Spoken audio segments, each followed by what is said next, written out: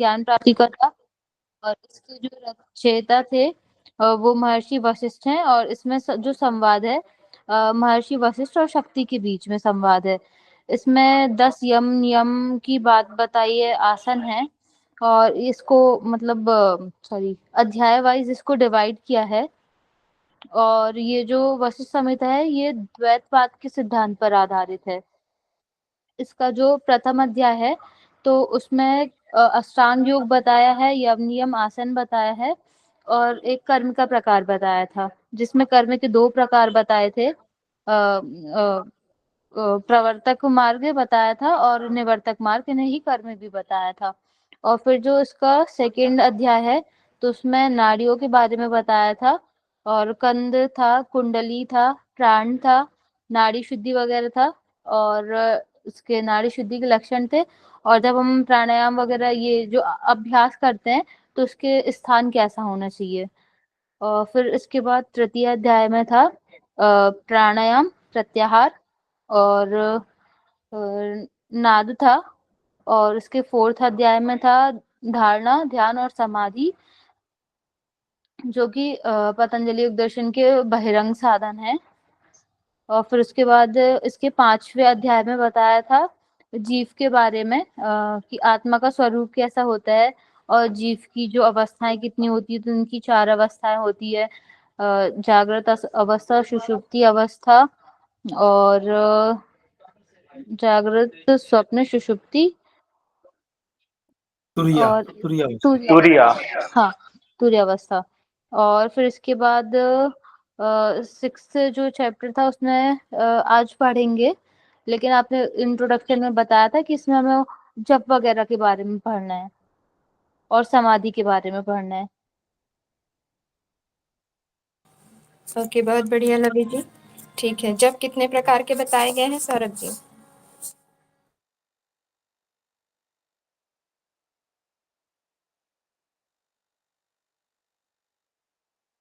जप के प्रकार। ओके, प्रकाश जी बताइए। मैंने 5th अध्याय को रिवीजन किया है और वो तो नहीं कर जी पाया मैम, मैं। क्या क्वेश्चन पूछा था?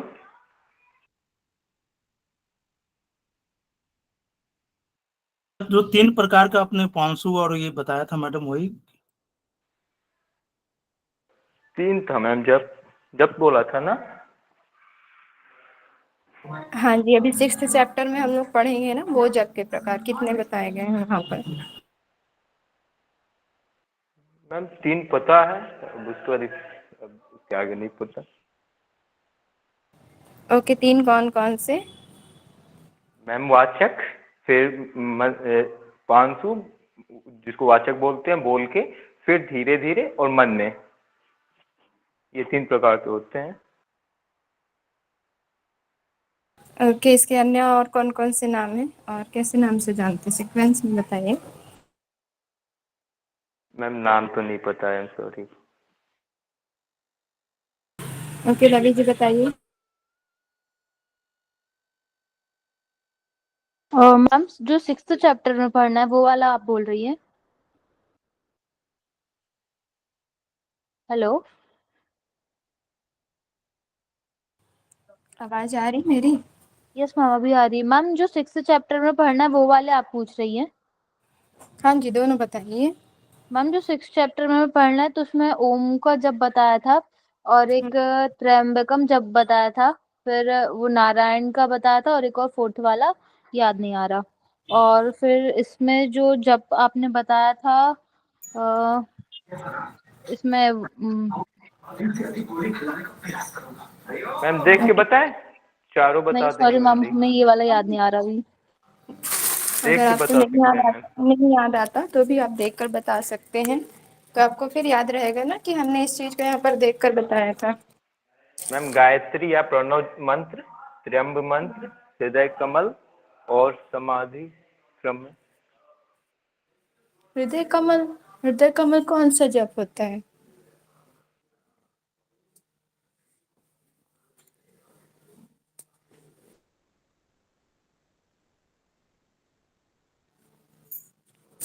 चलिए मैम ठीक है। ओम जप है, बस एक है मैम, ओम जप है, बस एक जप है, ओम जप।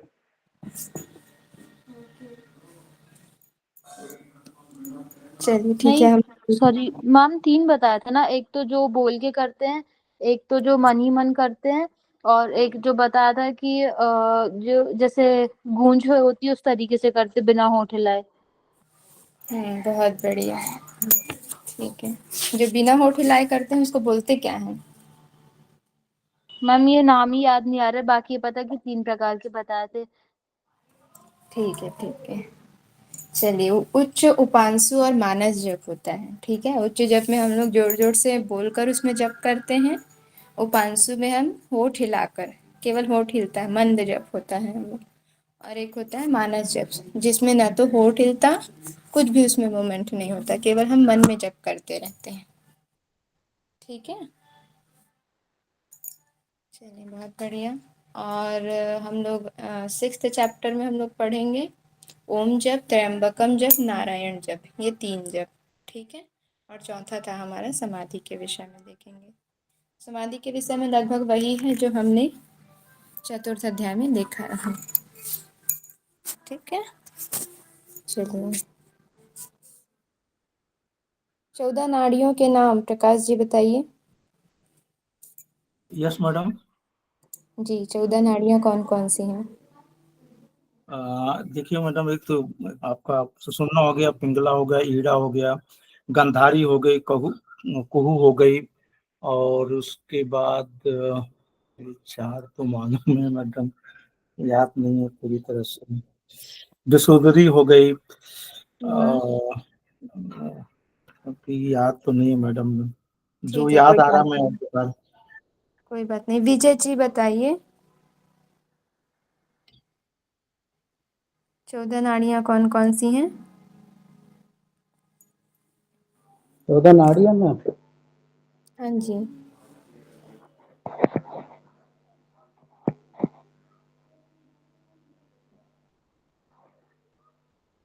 सॉरी मैं अभी नहीं लेके आ रहा। कोई नहीं। सीमा जी, आपको याद है? No ma'am. चलिए, सौरभ जी बताइए, उसके बाद फिर लवी जी सुषुम बताएंगे। सुषुम्ना, ईड़ा, पिंगला, सरस्वती, कुहू, वारन, यशस्वनी, पूषा, पयस्वनी, शंखनी, गांधारी, हस्तजीवा, विशोदरी, आलम्बुसा। बहुत बढ़िया, ठीक है। इसे अच्छे से लर्न कर लीजिएगा, क्योंकि यही आपको जो है शिव संहिता में भी मिलेंगे। ठीक है, शिव संहिता और वशिष्ठ संहिता की नाड़ियाँ सेम ही हैं। ओके, चलिए लवी जी आप बताइए। ईड़ा, पिंगला, सुषुम्ना, सरस्वती, कुहू, गांधारी और वर्णा, यशस्विनी, पूषा, पयस्विनी, शंखिनी, अलम्बुसा, विश्वोदरी और हस्तजिह्वा। वेरी गुड, बहुत बढ़िया। ओके, अलम्बुसा का स्थान कहाँ पर बताया गया है?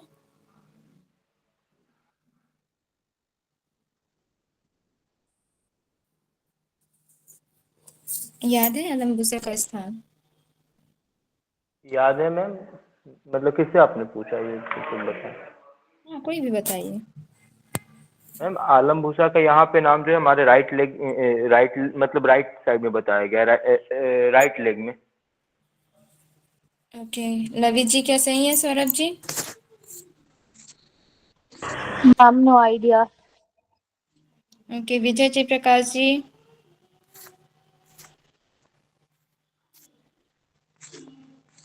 नहीं मैडम, ये अलंबर का स्थान जो कंध के मध्य में बताया। ओके, कहाँ पे पढ़ लिया आप लोगों ने? ये तो मैंने मैम मैडम ने जो बताया बुक से बताया, सॉरी, देख करके कि अलंबर का स्थान कंध के मध्य में है। मैम आई थिंक मुख में बताया था आपने। ये तो मुख में हमारे गोरख संहिता के अनुसार हो गया। वशिष्ठ संहिता ओके के मैम। अनुसार अलंबुसा का स्थान दी। हाँ, सबके जहाँ जहाँ नाड़ियाँ बताई जाएंगी ना, वहां पर सब ग्रंथ के अनुसार अलग अलग स्थान बताया जाएगा।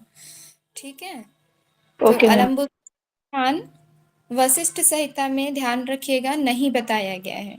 जो बाकी 13 नाड़ियां हैं जो हम लोगों ने देखा था ना, ऐसे उसको ड्रॉ करते हुए ऊपर नीचे आगे पीछे इस तरीके से, एक सेकंड में निकाल ही लेती हूँ उसको। मैम राइट, एक जगह मैंने किताब में पढ़ा था जहाँ पे राइट राइट लेग या लेफ्ट लेग में बताया था। अलम्बुसा का? विशोधरी को। ना ना ना। जी मैम, गलत है, गलत भी हो सकता है मैम मुझे।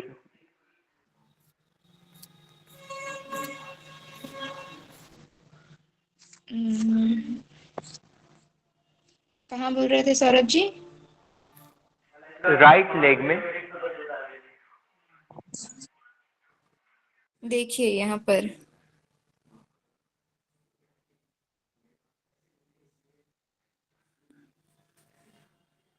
कहाँ गया? यही तो है, मेरे ड्रॉ वाला करने का कहाँ चला गया? एक सेकंड रुकिएगा।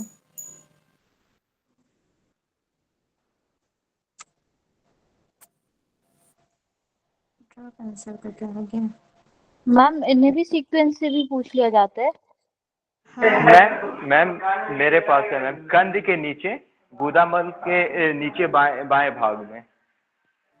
अलम्बुसा का?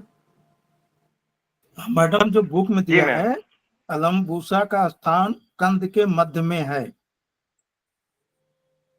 ओके, आप लोग भेजिएगा कौन से बुक से है। यहाँ पर देखिए, यहाँ पर जो है अलम्बुसा का स्थान नहीं बताया गया है, ठीक है। ये दिख रहा है आप लोगों को? स्क्रीन शो हो रही है क्या? Yes ma'am. जी मैम। ठीक है, देखिए हम लोगों ने क्या पढ़ा था, ईड़ा, पिंगला और सुषुम्ना जो है एक ही उसमें है। तो ईड़ा का हमारा जो स्थान बताया गया है कहाँ, राइट नॉस्ट सॉरी लेफ्ट नॉस्ट्रल में। पिंगला जो हो जाएगा हमारे लेफ्ट साइड में, ठीक है।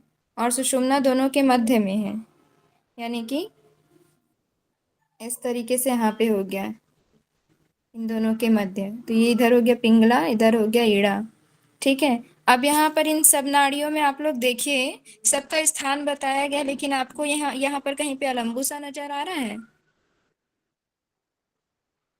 नहीं मैम। लिखा हुआ ही नहीं है। और इस पे लिखा भी नहीं मैम हुआ थोड़ा है, सा ये नीचे देखो। कीजिएगा। हाँ, अभी ठीक है? जी हाँ। ठीक है, तो हमने पढ़ा था कि सुषुम्ना के ऊपर और नीचे में, ठीक है, अगल और बगल, अगर इस हिसाब से देखें तो सरस्वती और कुहू है, ठीक है। फिर हमने पढ़ा था क्या, गांधारी। गांधारी जो है ईड़ा के आगे है, हस्ती जिह्वा पीछे है, ठीक। पिंगला के पीछे जो है पूषा, आगे यशस्विनी है, और यशस्विनी और कुहू के मध्य में वारुणी है, ठीक है। कुहू और हस्ती जिह्वा के मध्य में विश्वोदरी है, ओके। और पूषा और सरस्वती के बीच में पयस्विनी है, और सरस्वती और गांधारी के बीच में संखिनी है। लेकिन इस ग्रंथ में अलम्बुसा का स्थान नहीं बताया गया है। और अगर आप लोग बुक में है बोल रहे हैं तो आप हाँ मुझे तो मैडम ये जो आपका द्वितीय है ना अध्याय, उसमें हाँ श्लोक नंबर 2.34 उसमें देखिए, अलम्बुसा च विपेन्द्र कंद मध्या दधः स्थिता। ओके, ठीक है, ये वाली जो है श्लोक भेजिएगा प्रकाश जी, मैं चेक करके बताऊंगी। अभी उसकी बुक मेरे पास यहाँ पे नहीं है अवेलेबल, ठीक है। ये कौन सी बुक में दिया हुआ है? ये मेरे पास जो बुक है सौरभ जी, ये वशिष्ठ संहिता योग कांड, और ये है गोकुल दास संस्कृत ग्रंथमाला, परमहंस स्वामी अनंत भारती। ओके, ठीक है, आप ना बुक के सामने की पेज भी भेजिएगा, और जो श्लोक है उसको भेजिएगा, ठीक है। मैम एक बार मैम से कंसल्ट कर लूंगी उसको, ठीक है प्रकाश ओके। जी। Okay, thank you madam. ठीक है, ठीक है, चलिए, तो अभी फिलहाल के लिए याद रखिए कि अलम्बुसा का यहाँ पर स्थान ही बताया गया। सौरभ जी, आप भी बोल रहे थे कि बुक में दिया गया है, कौन से बुक से बता रहे थे आप?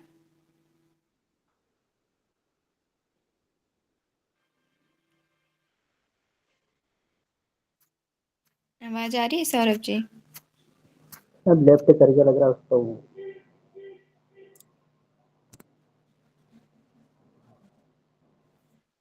क्या बोल रहे हैं, मुझे नहीं समझ आ रहा, आप लोग बताइए सौरभ जी क्या बोल रहे हैं। मैम मैम वो लेफ्ट कर दिया है अभी। नेटवर्क प्रॉब्लम हो गया। नेटवर्क इशू है शायद। ठीक है, आप लोग सुन पाए? चलिए ठीक है, हम आगे बढ़ते हैं। और मैम इसमें ये जो नाड़ी वगैरह है तो इनका सीक्वेंस भी याद करना रहता है क्या?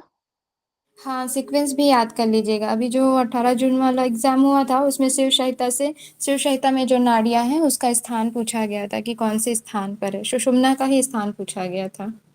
ठीक है, यस मैम। क्योंकि उसमें जो सुषुम्ना है वो 5वें या 6वें नंबर के स्थान पर है, तो इसलिए थोड़ा सा सीक्वेंस आप लोग देख लीजिएगा इसमें का।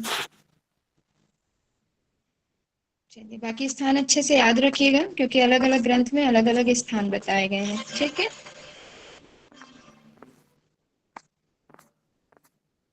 चलिए, अलम्बुसा का जो है मुख पर बोला गया है, वही अगर हम शिष्य दान पद्धति में देखें तो मेरे ख्याल से नेत्र में बोला गया है। या फिर हम और एक ग्रंथ है जिसमें अभी मुझे याद नहीं आ रहा है, मैं आप लोग को बता दूंगी उसमें कभी। ओके, तो हम लोगों ने अभी तक पंचम अध्याय आधा किया हुआ था। यहाँ तक हम लोगों ने कर लिया था आत्मा के स्वरूप तक। यहाँ तक हमारा कंप्लीट हो गया था ना, श्रेष्ठता का क्रम तक। आज हम देखते हैं श्वासों की गणना यहाँ पर बताई गई है। इसे देखते हैं। सबसे पहले देखते हैं 60 श्वास। 60 श्वास का बताया गया है, एक प्राण होता है। 60 श्वास बराबर एक प्राण। फिर 6 प्राण बराबर एक घटिका होती है। ठीक है, 60 श्वास बराबर एक प्राण, 6 प्राण बराबर एक घटिका, 5 घटिका बराबर एक राशि होती है। जो हमारे 12 राशि होते हैं ना, उसमें से 5 घटिका बराबर एक राशि होती है, जो कि 2 आवर यानी 2 घंटे की होती है। 12 राशियों का एक दिन होता है। ठीक है, जो हमारे बोलते हैं ना कि आज आपके दिन की राशि कैसी होगी, टीवी पर दिखाए जाते हैं, ये उपाय करिए तो ऐसा होगा, तो वही। तो 12 राशियों का एक दिन होता है। 30 दिन का एक मास होता है। ठीक है, 12 राशियों का एक दिन, 30 दिन का एक मास, फिर 2 मास का एक ऋतु होता है। टोटल कितने ऋतु होते हैं हमारे?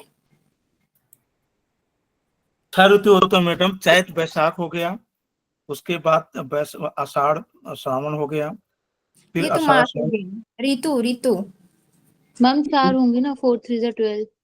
तो फिर नहीं, ऋतु में 6 होगी ना, क्योंकि दो दो का नहीं, ये। ऋतु तो हम्म वो है ना, ग्रीष्म, शीत और बसंत। हाँ, और मैडम वो भी 6 होंगी मैडम ना। शरद भी होगा, और उसके बाद अच्छा, ग्रीष्म होगा, वर्षा होगा, हेमंत होगा, शिशिर होगा। तो 6 ऋतुएं हैं मैडम। ठीक है, प्रकाश जी सही है। लवी जी 4 नहीं 6 होंगे। आप लोगों ने घेरण संहिता में भी ये पढ़ा होगा। या तो ठीक। वहां पर घेरव संहिता में 6। देखिए मैडम कैसे होता है, मैं बता रहा हूँ स्टार्ट से। उन्होंने पहले ग्रीष्म किया है, वर्षा किया है, वर्षा के बाद फिर उन्होंने हेमंत किया है, हेमंत के बाद नहीं नहीं सॉरी, शरद है, हेमंत है, शिशिर है, फिर बसंत है। ये ऋतुओं का है। तो 6 ऋतुएं होती हैं। आयुर्वेद में भी आप लोग पढ़ेंगे और घेरण संहिता में भी पढ़ेंगे। यस ठीक है, मैम, अभी याद आया।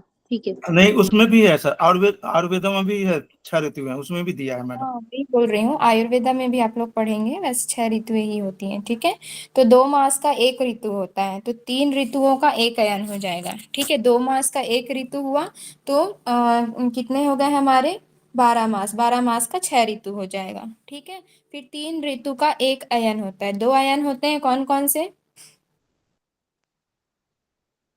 उत्तरायण और दक्षिणायन। ठीक यस है, तो मैडम, तीन। उत्तरायण और हाँ, दक्षिणायन। बहुत अच्छा तो बताया, 3 भीष्म ऋतुओं पितामह। का, हाँ 3 ऋतुओं का एक अयन हो जाएगा, और फिर 3 ऋतुओं का एक अयन, यानी कि 6 ऋतुओं का 2 अयन। फिर 6 ऋतु का एक वर्ष होता है। ठीक है, अब 6 ऋतु का कितना वर्ष हो जाएगा?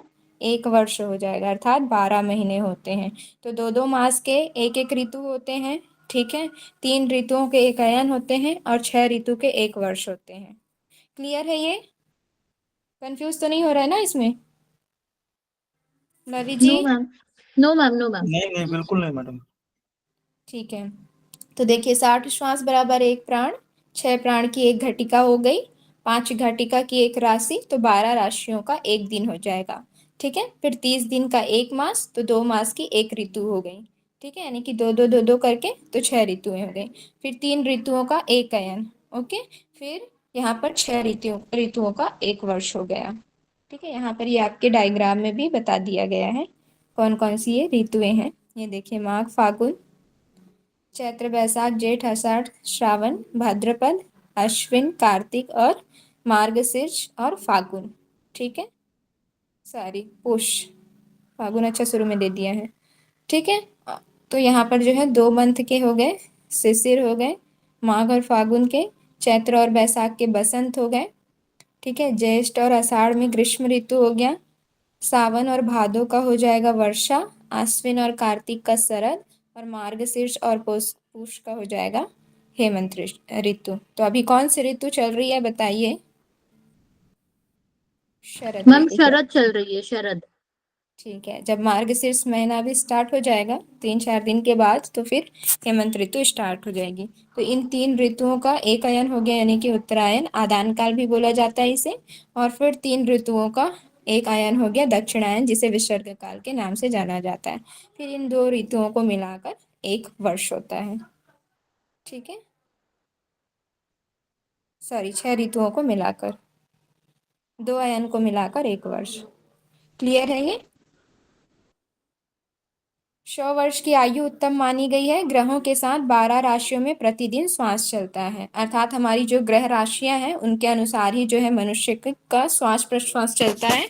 और टोटल मनुष्य का जो जीवन बताया गया है, कितने वर्ष का बताया गया है? 100 वर्ष की आयु तक बताया गया है, जो कि 4 आश्रमों में विभाजित है। ठीक है, चलिए अब आगे देखते हैं हम 12 राशियां कौन कौन सी हैं, ये देख लेते हैं। ये तो आप सबको पता है। मेष हो गया, वृषभ, मिथुन, कर्क, सिंह, कन्या, तुला, वृश्चिक, धनु, मकर, कुंभ और मीन। ये 12 राशियां हो गए। ठीक है, ये थोड़ा सा ज्योतिष विज्ञान के अंतर्गत आता है, तो इसमें ऐड है, तो इसको हम लोग एज इट इज याद करेंगे। ठीक है, मेष, वृषभ, मिथुन, कर्क, सिंह, कन्या, तुला, वृश्चिक, धनु, मकर, कुंभ और मीन। 12 मेष आदि राशियां क्रमशः चल, अचल तथा उभय स्वरूप वाली होती हैं। चल, अचल और उभय स्वरूप वाली। चल अर्थात ये जो है चल राशि कौन कौन सी है ये देखते हैं, अचल राशि कौन कौन सी है और उभय राशि कौन कौन सी है। ठीक है, तो चल राशि जो होती है वो वाम भाग में होती है, अर्थात लेफ्ट साइड में होती है। कौन कौन सी है? मेष, कर्क, तुला और मकर। ये 4 राशियां जो हैं चल राशि हैं। अचल राशि हो जाएंगे वृषभ, सिंह, वृश्चिक और कुंभ। ठीक है, और उभय यानी कि जो दोनों साइड रहती है वो है मिथुन, कन्या, धनु और मीन। ठीक है, अभी तक इसमें से क्वेश्चन नहीं आया है, लेकिन फिर भी पूछा जा सकता है, इसको आप लोग याद कर लीजिएगा। चल राशि कौन कौन सी है, अचल राशि कौन सी है और उभय राशियां कौन सी हैं। ठीक है, उभय स्वरूप वाली। तो हमारे चल के अंतर्गत मेष, कर्क, तुला और मकर। ओके, वृषभ, सिंह और वृश्चिक, कुंभ, ये हमारी अचल राशि के अंतर्गत आ जाएंगे। और उभय राशि धनु और मीन। क्लियर है ये वाली स्लाइड? आगे बढ़े। मैम जैसे कि ये दिख रहा है चल और अचल, जो लेफ्ट और राइट, तो इनका चल और अचल का कोई स्पेसिफिक मीनिंग भी होता है क्या? चल और अचल का मतलब जो चलायमान है, और अचल जो एक स्थिर रहते हैं, जैसे कि हमारे जड़ भाग बोल सकते हैं, पेड़ वगैरह का भाग, वो क्या होते हैं? अचल के अंतर्गत आ जाते हैं, जो एक जगह पर स्थिर रहते हैं। और मैम चल आपकी वॉइस ब्रेक हो रही है। सबको नहीं आ रही? मैम आ रही है। ओके, सीमा जी चेक करिएगा। अभी क्लियर है? Yes ma'am. ठीक है, तो लवी जी ये समझ में आ गया ना? मैम आपने ये बताया अचल जो स्थिर रहती है, तो जैसे ये हाँ, वृषभ और सिंह ये सारे तो मतलब जानवर है, सॉरी ज्यादा नहीं पता, तो मतलब ये स्थिर कैसे हुए फिर? नहीं तो इनको हम ऐसे नहीं पढ़ रहे हैं ना, अपने इसमें राशियों के पर्पस से पढ़ रहे हैं। ठीक है, अभी जानवर के स्वरूप में नहीं देखना है, उनके चिन्हों के रूप में हम देख रहे हैं अभी। ओके, ठीक है मैम। लेकिन यस कुंभ मैम। जानवर नहीं होता ना उसमें। वृषभ आपने सही बोला, सिंह भी आपने बोला, वृश्चिक, वृश्चिक जानवर में स्कॉर्पियो है। कुंभ नहीं आएगा, कुंभ नहीं है। हाँ नहीं है, लेकिन इसमें हम अब दिया है तो हमको एज इट इज याद करना पड़ेगा, क्योंकि इसके बारे में तो ज़्यादा मेरे को नॉलेज नहीं है, नहीं, वो क्योंकि इसके मैडम लिए फिर बोली हम पूरा जानवर है तो नहीं है, इसमें वेरिएबल्स आपने जो बताया, जैसे मतलब एक वेरिएबल्स चर एक अचल, तो वो मतलब कुछ राशियों से उन्होंने लिया होगा, कुछ साइंस होगा इसके पीछे मैडम। हाँ, ये हमको फिर थोड़ा ज्योतिष विज्ञान के अंतर्गत जानना होगा, उस विषय के बारे में पढ़े नहीं है तो मेरे को उसके बारे में भी थोड़ा सा नॉलेज नहीं है। ठीक है, तो इसको ना एज इट इज अभी याद कर लीजिएगा, शब्दों पर मत जाइए, क्योंकि फिर शब्दों पे जाएंगे तो हम लोग कंफ्यूज हो जाएंगे, है ना।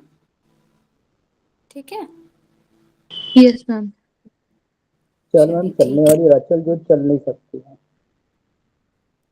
सौरभ जी क्या बोल रहे हैं, आज आपकी आवाज़ समझ नहीं आ रही है।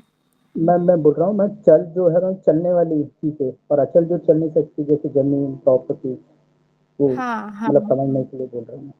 हाँ, चल मतलब वही जो चलायमान है, और अचल मतलब जो स्थिर है, एक ही जगह पर है, एक जगह से दूसरे जगह वो अपने आप नहीं जा सकती।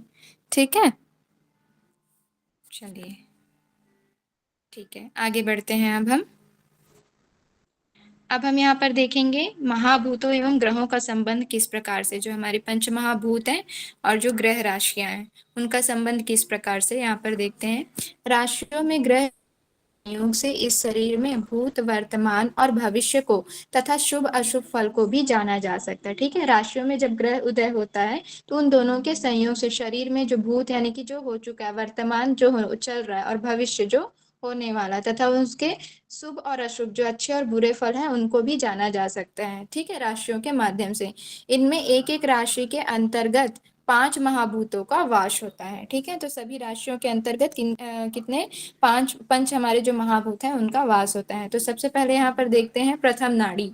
प्रथम नाड़ी में जो बताया गया है यहाँ पर वायु तत्व वाली कहा गया है प्रथम नाड़ी को।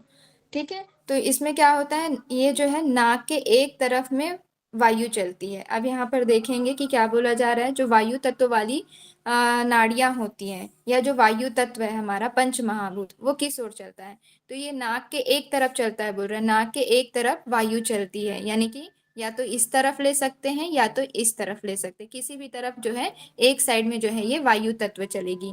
दूसरी नाड़ी में अग्नि तत्व वाली है बोला जा रहा है। ठीक है, दूसरी नाड़ी क्या है, अग्नि तत्व वाली, ये नाक के ऊपर की ओर चलती है। तो नाक के ऊपर चलती है यानी कि इस ओर। ठीक है, इस ओर भी हो सकती है, इस ओर हो सकती है, पर्टिकुलर स्थान नहीं बताया गया है, लेकिन यहाँ पर इस तरीके से डायग्राम में नाम लिख दिया गया है। ओके, फिर तीसरी नाड़ी में पृथ्वी तत्व वाली नाड़ी। तो पृथ्वी तत्व वाली नाड़ी जो होती है नाक के दोनों ओर होती है, ये नाक के दोनों ओर। ठीक है, फिर जल तत्व वाली नाक के नासातल में। ठीक है, यानी कि जो नाक का निचला वाला हिस्सा है यहाँ पर जल तत्व बताया गया है। और आकाश तत्व नाक के ठीक नीचे खाली स्थान में चलती है। ठीक है, तो आकाश तत्व जो है वो नाक के इस तरीके से जो बीचों बीच में खाली स्थान होता है वहां पर आकाश तत्व होता है। ठीक है, तो ये पंच संबंध बताया गया है, इसको याद रखेंगे अच्छे से। वायु तत्व वाली जो वायु तत्व है वो नाक के एक साइड चलेगी। ठीक है, फिर अग्नि तत्व को बोला गया है नाक के ऊपर चलने वाली है। पृथ्वी तत्व को बोला गया है नाक के दोनों ओर।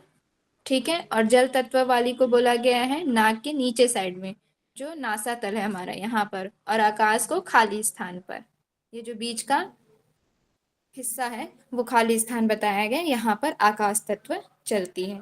तो इस तरीके से यहाँ पर महाभूतों और ग्रहों का संबंध बताया गया। आगे देखते हैं ग्रहों से किस तरीके से संबंधित है।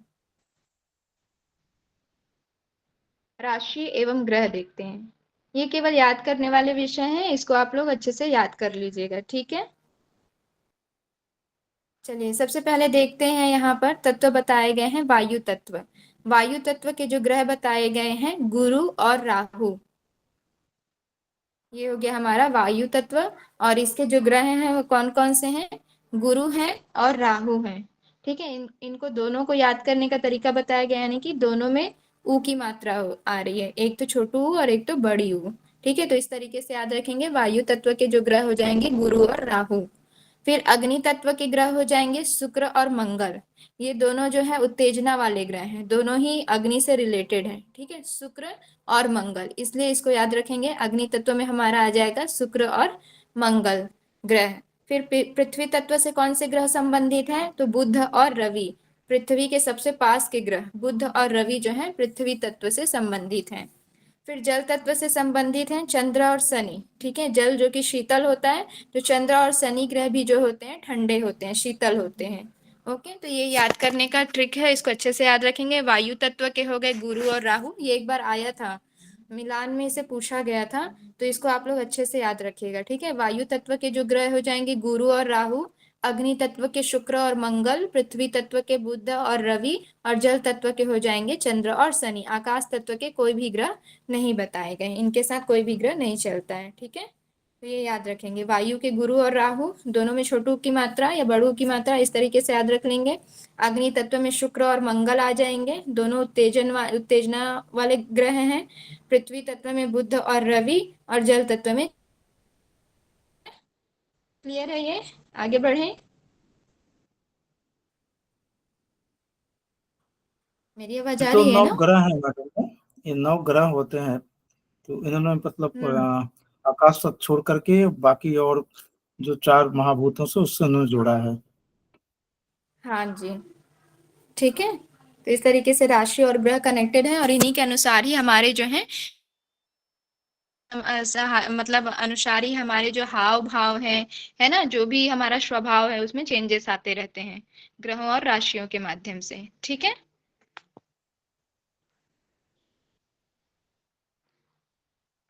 चलिए आगे यहाँ पर बताया गया है, पूर्व क्रम में उदित ग्रह सर्वत्र सौम्य तथा पश्चात क्रम से उदित पाप ग्रह होते हैं, ठीक है। पूर्व क्रम में, इसको याद रख लीजिएगा, ये थोड़ा सा ज्योतिष विज्ञान का विषय है, तो मैं इसके बारे में अभी ज्यादा नहीं बता सकती।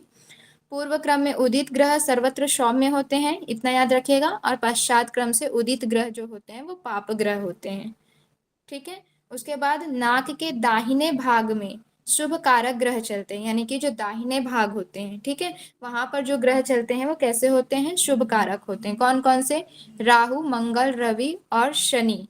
नाक के बाएं भाग से चलने पर सौम्य और शुभ कारक गुरु, बुध, शुक्र और चंद्र, ये याद रखिएगा। नाक के दाहिने भाग के शुभ कारक ग्रह राहु, मंगल, रवि और शनि। नाक के बाएं भाग से चलने पर सौम्य और शुभ कारक ग्रह गुरु, बुध, शुक्र और चंद्र हैं। बाएं भाग से चलने पर पाप ग्रह भी शुभ कारक तथा सौम्य ग्रह निश्चय ही अशुभ कारक हो जाता है, यानी कि जब बाएं भाग से जो चलने वाला पाप ग्रह है वो हो जाता है, और जो क्या बोलते हैं, जो ग्रह चल रहा है वो अशुभ होता है, ठीक है। जो सौम्य ग्रह है वो क्या हो जाता है? अशुभ हो जाते हैं। श्वास लेते समय सभी ग्रह शुभ होते हैं तथा श्वास छोड़ते हुए सभी अशुभ होते हैं, ठीक है। यहाँ पर श्वासों से रिलेटेड बताया गया है। श्वास लेते समय सभी ग्रह क्या होते हैं? शुभ होते हैं, और श्वास छोड़ते हुए अशुभ होते हैं, ठीक है। नाक के दाहिने भाग के शुभ कारक ग्रह राहु, मंगल, रवि और शनि, और नाक के बाएं भाग से चलने पर सौम्य और शुभ कारक ग्रह गुरु, बुध, शुक्र और चंद्र। जब श्वास लेते हैं तब सभी ग्रह शुभ होते हैं और श्वास छोड़ते हुए अशुभ होते हैं, ठीक है। फिर आगे बोल रहे हैं, स्वर का बताया गया है कि जब दायां स्वर चल रहा हो तो क्या कार्य करना चाहिए, और बायां स्वर चल रहा हो तो क्या कार्य करना चाहिए। तो जब दायां स्वर चले तब भोजन, मैथुन, युद्ध तथा धन संग्रह करना चाहिए, ओके। और जब बायां स्वर चले तब यात्रा, विवाह, कर्म और शुभ कर्म करने चाहिए, ठीक है। दायां स्वर चले जब हमारा राइट साइड का स्वर चले, ठीक है, पिंगला नाड़ी चले, तब भोजन, मैथुन, युद्ध तथा धन संग्रह करनी चाहिए। और बायां स्वर चले तब यात्रा, विवाह, कर्म और शुभ कर्म करने चाहिए, ठीक है, अच्छे अच्छे कार्य करने चाहिए। तो ये हो गया स्वरों के विषय में। चलिए फिर इसके आगे देखते हैं, राशियों का बताया गया है कि जब शरीर में वायु अनियमित हो जाती है ना, राशियों में, तो वो किस तरीके से प्रभाव डालती हैं। तो यहाँ पर हम लोग देखते हैं, जब वायु अनियमित हो जाती है शरीर में तो किस तरीके से वो किन किन राशियों पर कैसा इफेक्ट डालती हैं। तो सबसे पहले देखते हैं प्रथम राशि। प्रथम राशि की राशि हमारी कौन सी है? मेष राशि। जब मेष राशि वाले व्यक्तियों में वायु अनियमित हो जाती है तो उसके क्या परिणाम होते हैं? चित्त विक्षेप होगा और उद्देश्य में सफलता नहीं मिलती है, ठीक है। जो चित्त है वो विक्षेप होने लगता है ना, उसको होश आवास ज्यादा नहीं रहता है, और उसके उद्देश्य में उसे सफलता नहीं मिलती है जब मेष राशि वाले लोगों में वायु अनियमित हो जाती है। दूसरा राशि है वृषभ। वृषभ राशि में जब वृषभ राशि वाले लोगों में जब वायु अनियमित हो जाती है तो क्या होता है, तत्काल ही धन की हानि होती है उनको और दुख प्राप्त होता है। ठीक है, क्या होता है, धन की हानि होती है और दुख प्राप्त होता है। तीसरा मिथुन राशि है। मिथुन राशि वाले लोगों में जब वायु अनियमित हो जाती है, अर्थात वायु का सही रूप से संचार नहीं होता है, तो क्या परिणाम होता है, यात्रा, जो वो यात्रा कर रहे होते हैं वो दुखदायक होता है। ठीक है, फिर कर्क राशि के लिए बोला गया है धन का नाश होता है। श्री राशि वालों के लिए वे रास्ता भूलकर भटक जाते हैं। ठीक है, वास्तविक मार्ग पर जब वो चल रहे होते हैं तो वो अपना रास्ता भूल जाते हैं और मतलब सही तरफ से लेकर गलत चीजों पर चलने लगते हैं, वो भटक जाते हैं। फिर हमारा आता है छठा राशि। छठा राशि कन्या राशि। कन्या राशि वाले लोगों में जब वायु अनियमित हो जाती है तो उन्हें बहुत सारी कठिनाइयों का सामना करना पड़ता है। तुला राशि, सातवां राशि है तुला, जब इनमें वायु अनियमित हो जाती है तो वो रोगों का सामना करते हैं। ठीक है, वृश्चिक राशि वाले लोगों में जब वायु अनियमित होती है तो मृत्यु का सामना करना पड़ता है उन्हें। धनु राशि वालों के लिए बुद्धि का नाश हो जाता है। मकर राशि वाले के लिए शारीरिक कष्ट होता है उनको, और कुंभ राशि वालों के लिए मित्र नाश होता है, यानी कि मित्र मित्र नाश होता है, यानी कि मित्र उन्हें जो है बाधा पहुंचाते हैं, इस तरीके से हम यहाँ पर कह सकते हैं। और मीन राशि वालों में जब वायु अनियमित हो जाती है तो उनके सारे काम जो है बिगड़ जाते हैं। ठीक है, तो इस तरीके से उनके परिणामों को याद रखिएगा कि किन राशियों में वायु अनियमित होने पर उनको क्या क्या परिणाम होते हैं। मेष राशियों वालों में चित्त विक्षेप होगा, उद्देश्य में सफलता नहीं मिलेगी। वृषभ राशि वालों में तत्काल ही धन की हानि होती है और दुख की प्राप्ति होती है।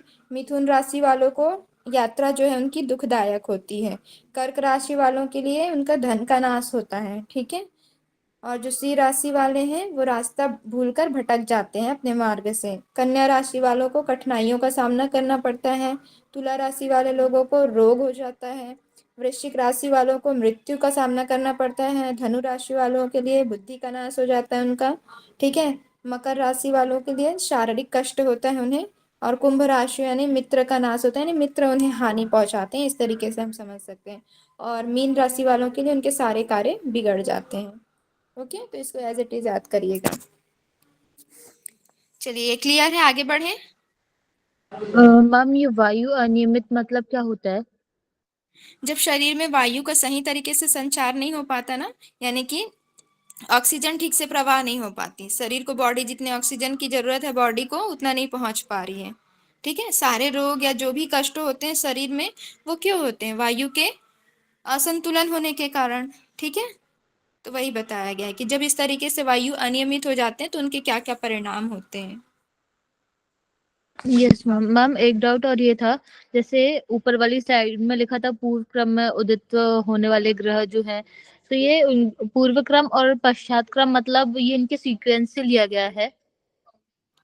हो सकता है, इसके बारे में तो यहाँ पर ज्यादा नहीं बताया गया है लवी जी। ठीक है, तो इसको ऐसे ही याद कर लीजिएगा, इसको ज्यादा यहाँ पर डिफाइन नहीं किया गया है। और अगर हम ऐसे अगर आयुर्वेदा के अनुसार देखते हैं तो पूर्व क्रम और पश्चात क्रम तो वहां पर अलग से ऐसे बताया गया है, लेकिन यहाँ पर ज्योतिष विज्ञान के अकॉर्डिंग कह रहे हैं तो उतना मुझे नॉलेज नहीं है। ठीक है मैम। और एक महाभूत ग्रह का जब संबंध पढ़ रहे थे तो वहां पे नाड़ी प्रथम द्वितीय ऐसी नाड़ी दी थी, तो हमने जो 12 नाड़ियां पढ़ी हैं तो प्रथम द्वितीय ये उन्हीं का सीक्वेंस है? ये नाड़ियां केवल नहीं, वो वाली नाड़ियां नहीं बताई गई, केवल यहाँ पर जो है नाड़ियों को प्रथम नाड़ी द्वितीय नाड़ी ऐसा बोल दिया गया है। ठीक है, ये महाभूतों के अकॉर्डिंग प्रथम नाड़ी दूसरी नाड़ी इस तरीके से बोला गया है, वो नाड़ियां नहीं है यहाँ पर। ठीक है जो मैम। 14 नाड़ियां हमने पढ़ा है वो शरीर के अंदर की नाड़ियां हैं। ठीक है, जो 72,000 नाड़ियां हैं ना उनमें से प्रमुख वो नाड़ियां हैं। ठीक है मैम, थैंक यू। चलिए आगे बढ़ते हैं, छठा अध्याय हमारा शुरू होता है। चलिए, मेरे पीछे से ज्यादा आवाज तो नहीं आ रही? No ma'am. ठीक है, अब हम लोगों ने देखा था छठा अध्याय में इंट्रोडक्शन के समय हमने पढ़ा था कि हम यहाँ पर जो है कौन कौन से जप के विषय में पढ़ेंगे, ओमकार जप, त्र्यंबकम जप और नारायण जप।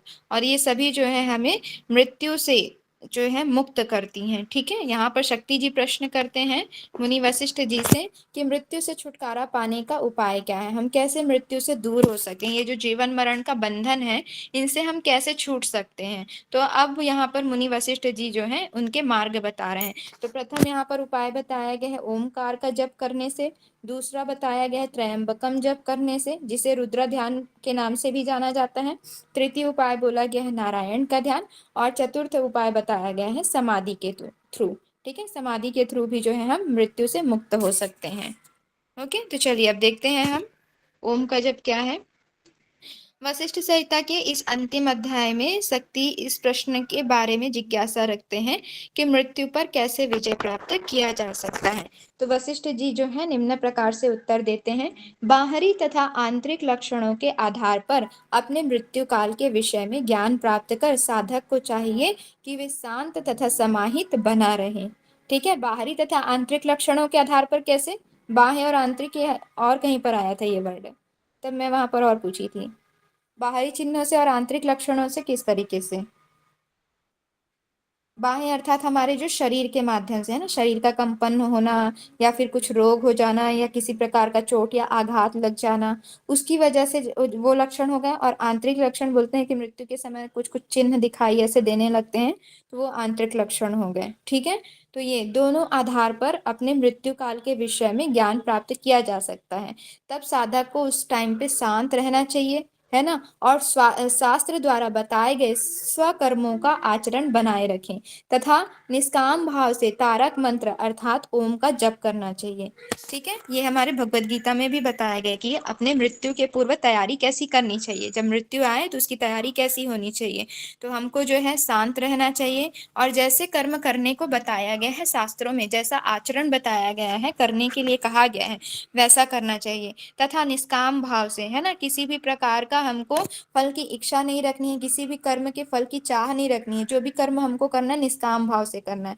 उसी प्रकार निष्काम भाव से हमको तारक मंत्र अर्थात तारक मंत्र किसे कहा गया है, ओमकार जप को कहा गया है। ये क्या होती है, हमको तारने वाली होती है। तो तारक मंत्र ओम का जप करना चाहिए। यह व्यक्ति को दीर्घायु प्रदान करता है तथा वह ब्रह्म ज्ञानवान बनता है। ठीक है, तो जब निरंतर ओम का जप करेंगे तो ये व्यक्ति को दीर्घायु प्रदान करता है। ऐसा नहीं कि मृत्यु नहीं आएगी, मृत्यु आएगी, लेकिन जब हम ओम का जप करेंगे तो हम जन्म और मृत्यु के बंधन से मुक्त होकर डायरेक्ट मोक्ष प्राप्त कर सकते हैं। ठीक है, और परमात्मा को प्राप्त कर सकते हैं। तो यहाँ पर बताया गया है जब साधक ओम का जप करता है तो वो दीर्घायु उसको प्राप्त होती है और साथ ही साथ वो ब्रह्म ज्ञानवान बनता है अर्थात ब्रह्म को जानने वाला बन जाता है। उसके पश्चात तदंतर वशिष्ठ जी प्रणव नामक तारक मंत्र का वर्णन करते हैं। आगे फिर वो प्रणव नामक तारक मंत्र का वर्णन कर रहे हैं। आरंभ में सत मात्र विद्यमान था, ठीक है, जो सभी का कारण था, यानी कि जो सत है, जो सत गुण है उसको बोला गया, सत अर्थात परमात्मा को बोला गया, केवल वही विद्यमान थे और वही सबका कारण थे।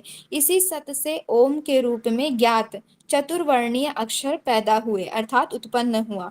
जो कोई अपने कपालस्थ ओमकार का ध्यान करते हुए प्रणव का जप करता है वह मृत्यु पर विजय प्राप्त कर लेता है। ठीक है, सत से ही ओम की उत्पत्ति हुई है।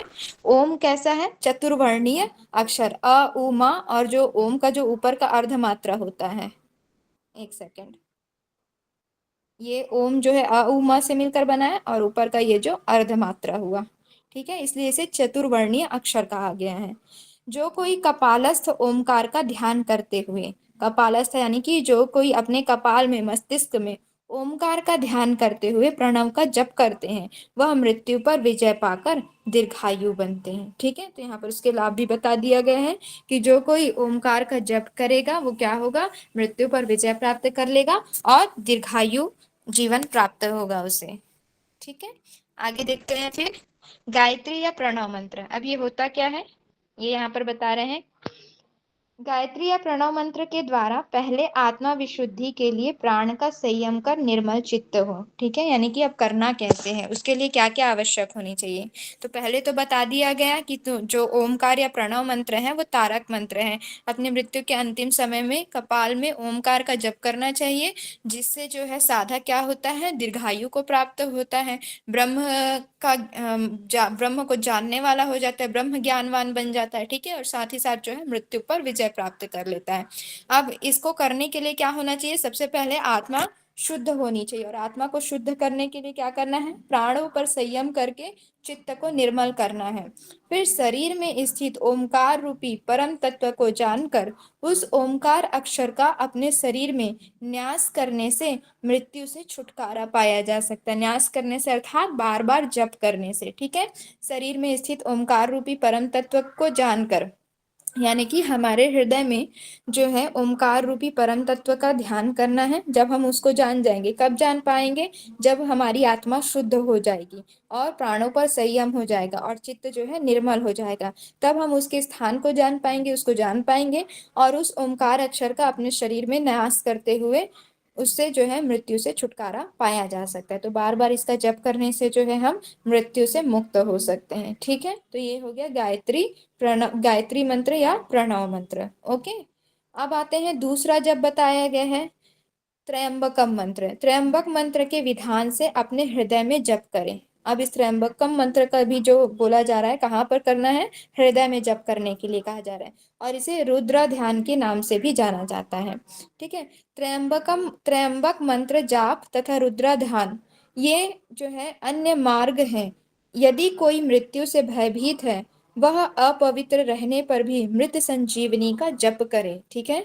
यानी कि त्र्यंबकम मंत्र जो है या रुद्रा ध्यान, ठीक है। इसको क्या बोला जा रहा है? ये भी जो है मृत्यु से मुक्त होने के मार्ग हैं। जो भी मृत्यु से भयभीत है, यानी कि जो मृत्यु से डरा हुआ है, वह अपवित्र रहने पर भी इस मृत संजीवनी का जप कर सकता है। यानी कि जब उसका चित्त निर्मल नहीं हुआ है, आत्मा शुद्ध नहीं हुई है, तब भी वह इस त्र्यंबक मंत्र का जप कर सकता है, और इसे क्या कहा गया है? मृत संजीवनी मंत्र भी कहा गया है, ठीक है। सोहम मंत्र की उपासना करने पर मृत्यु जय होता है, ठीक है। सोहम मंत्र की उपासना करने पर भी क्या होता है? मृत्यु जय होता है। जो अपने हृदय में ऐसी उपासना करने में असमर्थ हो, तो स्वयंभू लिंग अथवा स्थापित लिंग की बाह्य उपासना करनी चाहिए। स्वयंभू लिंग अर्थात जो स्वयं से उत्पन्न हुआ हो, या स्थापित लिंग जिसे स्थापना करके जिस लिंग को विराजमान किया गया हो, बाह्य रूप से उसकी उपासना करनी चाहिए।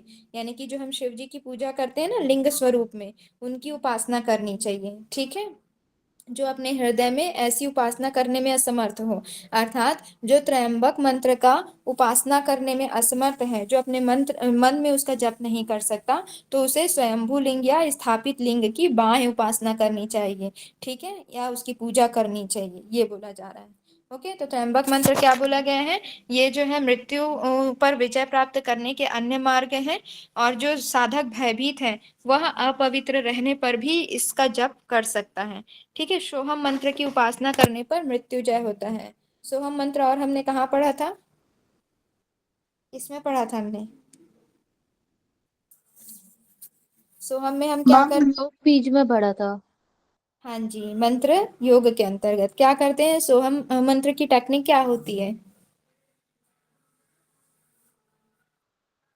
मैम उसमें जब वो पूरा करते हैं तो ऐसा उच्चारण करते हैं, आ उ मा, ऐसे इनहेल फिर होल्ड और एक्सेल, ऐसे 3 स्टेप बताए थे। वो तो ओम हो जाएगा। सोहम मंत्र में हम सोहम इस तरीके से करते हाँ हैं ना, सॉरी सॉरी सॉरी, पूरा करते हाँ हुए सो और रेचा करते हुए हम ऐसे करते हैं, छोड़ते हुए, सांस को छोड़ते हुए हम करते हैं। इसकी 2 ठीक है। बताई थी विधि।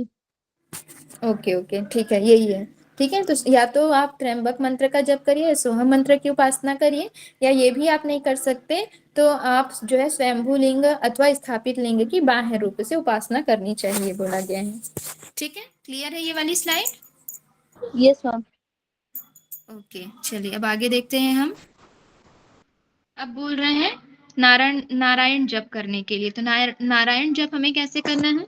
ये हमने पहले ही देखा हुआ है। हृदय कमल में, यानी कि जो हमारा अनाहत चक्र है, वहां पर नारायण देव का चिंतन करना है तथा स्वयं को उसी में पूर्णतः लीन कर लेना। यह भी मृत्यु को टालने का परम विधि है, ठीक है। तो यहाँ बोला गया है कि अपने हृदय कमल पर नारायण का चिंतन करना है, उनके स्वरूप का चिंतन करना है तथा स्वयं को उसी में पूर्णतः लीन कर लेना है ना, अपने आप को उनमें ही लीन कर देना है उनमें ही समाहित कर देना है।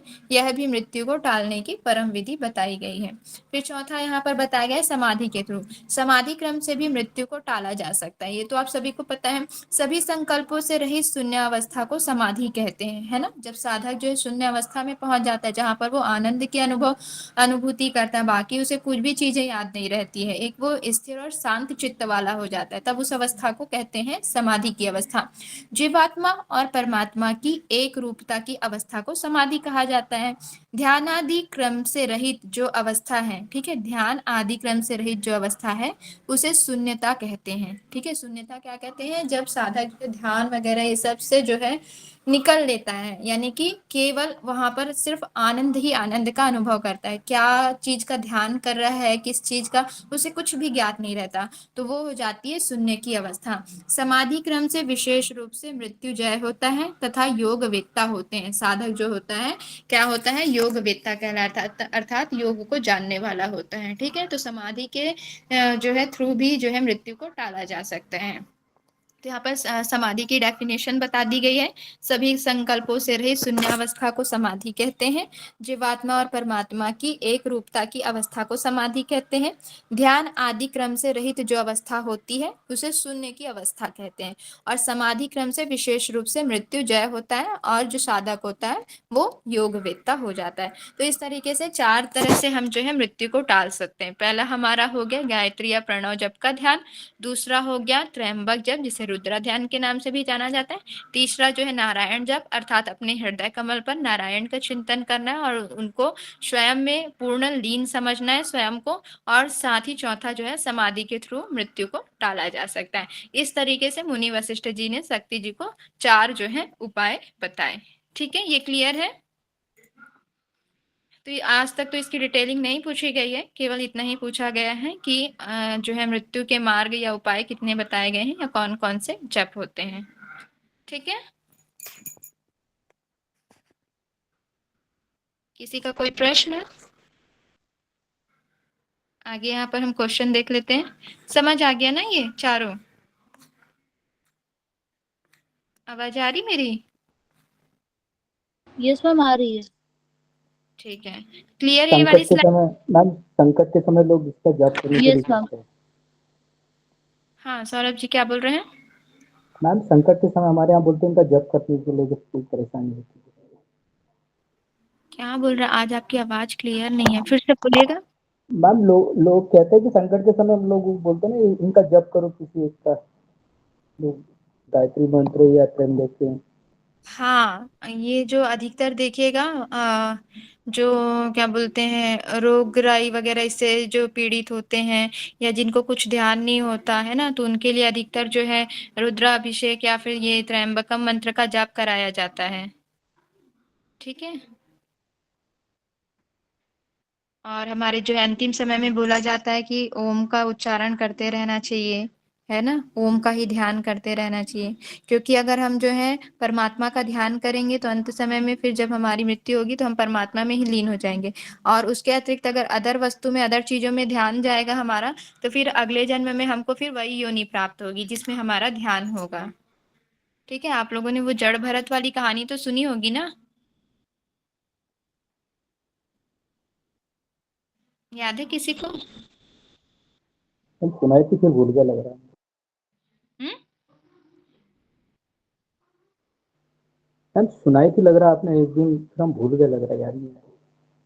हाँ, अभी सर पढ़ा रहे हैं, वो भी वहां पर बताएंगे। जड़ भरत वाली कहानी आती है, वो अंतिम समय में उनका जो है मृत्यु का समय आता है तो उनका ध्यान जो रहता है हिरण के बच्चे पर रहता है। फिर अगले जन्म में वो हिरण की योनि प्राप्त करते हैं। ठीक है, बहुत उनको मतलब उस हिरण के बच्चे से प्रेम हो जाता है, स्नेह हो जाता है। और जब वो ध्यान करते रहते हैं तो उन्हीं का ही ध्यान आता है। और फिर उनके बाद जब उनकी मृत्यु का समय आता है तो वो वही ध्यान करते रहते हैं, फिर नेक्स्ट योनि में वो हिरण की योनि प्राप्त करते हैं। ठीक है, इसलिए मृत्यु का जो हमारा समय है ना, बहुत इम्पोर्टेंट समय है। उसको हमको पहले से ही हमारी तैयारी होनी चाहिए, यानी कि अभ्यास होना चाहिए हमारा अभी से ही जप करने का। क्योंकि अभी से ही हमारा अभ्यास होगा तब जाके हम उस अवस्था में पहुंचेंगे। ठीक है, चलिए और कोई कुछ प्रश्न? यहाँ पर प्रश्न देख लेते हैं हम।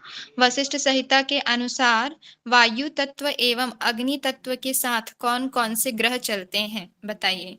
वायु और अग्नि तत्व के साथ। मैम ऑप्शन बी होगा, शुक्र और मंगल। ओके। और गुरु और राहु, सॉरी आंसर में वायु के साथ दो तत्व गुरु पूछिए ना, गुरु वायु। राहु, गुरु और राहु बताया था मैडम आपने। नहीं नहीं, अग्नि भी पूछा है ना, तो अग्नि का मंगल है और वायु का शुक्र है। ना ना, ये आप नीचे कूट देखिए ना, ऑप्शन देखिए पहले। केवल ए और बी, केवल बी और सी, दो ऑप्शन बताने हैं आपको। वायु तत्व के दो ग्रह हैं और अग्नि तत्व के दो हैं। कौन सा ऑप्शन होगा? ए और बी होगा मैम मैडम। ऑप्शन वन होगा, ए एंड बी। ओके, बहुत बढ़िया। ठीक है, वायु के कौन से हो जाएंगे हमारे? गुरु और गुरु और राहु। राहु। हाँ।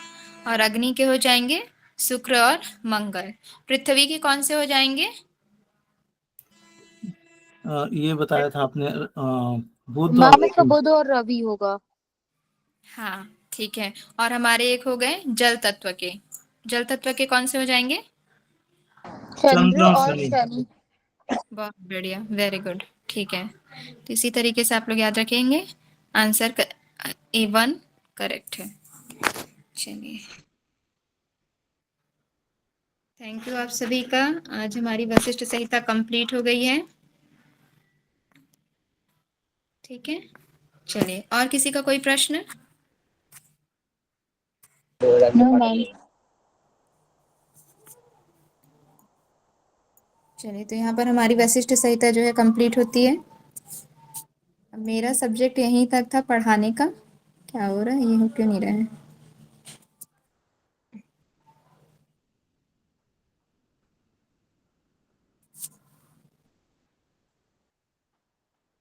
तो आप लोगों को पढ़ाने में मुझे बहुत अच्छा लगा। आप लोग भी अपने फीडबैक दे सकते हैं कि आप लोगों को कैसा लगा, और कुछ कमी रह गई हो तो मैं अगले बार से फिर से सुधार करूँगी। ज़्यादा फास्ट तो नहीं हुआ ना पढ़ाने में? सारी चीज़ें समझ में आई? यस मैम, बहुत अच्छे से पढ़ाया आपने। ठीक है, तो आप लोग फिर इसी तरीके से पढ़ते रहिए। इसके क्वेश्चन हम लोग बीच में और एक आध बार कर लेंगे। ठीक है, योग बीज हमारा वशिष्ठ संहिता और गोरख संहिता का। तो आप लोग इसके प्रॉपर नोट्स बनाकर, शॉर्ट नोट्स बनाकर और अच्छे से इसको लर्न करते रहिएगा। ठीक है। Yes ma'am. मैम बस योग बीज के भी वो जो क्वेश्चन आंसर आपने कराए थे वो अपलोड करवा दीजिएगा। ठीक है, वो आधे रह गए थे, हम लोगों ने आधा ही किया हुआ था। ठीक है, तो उसे भी एक बार बीच में और हम लोग कभी कर लेंगे। ठीक है, सैटरडे या फिर संडे करके हम लोग इसको कंप्लीट कर लेंगे। Okay ma'am. चलिए ठीक है, शांति पाठ फिर करते हैं। सभी कमर गर्दन सीधी रखें, आंखें सरलता से बंद। गहरी लंबी सांस लेते हुए एक बार ओमकार का उच्चारण, तत्पश्चात शांति पाठ।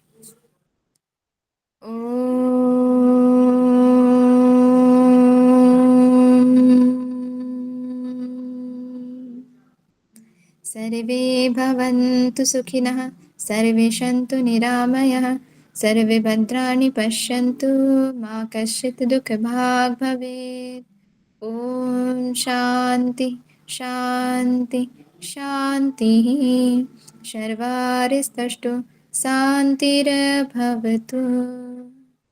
अपने दोनों हाथों को आपस में रब करें, आंखों पर लेकर जाएं। माता पिता, गुरुजनों और ईश्वर को प्रणाम करते हुए धीरे से अपनी आंखें खोलें, प्यारी सी मुस्कान के साथ।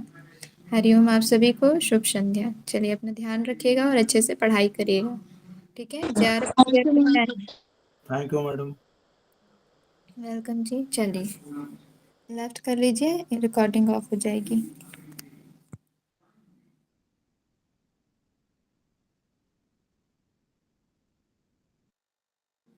विजय जी लेफ्ट कर जाइए।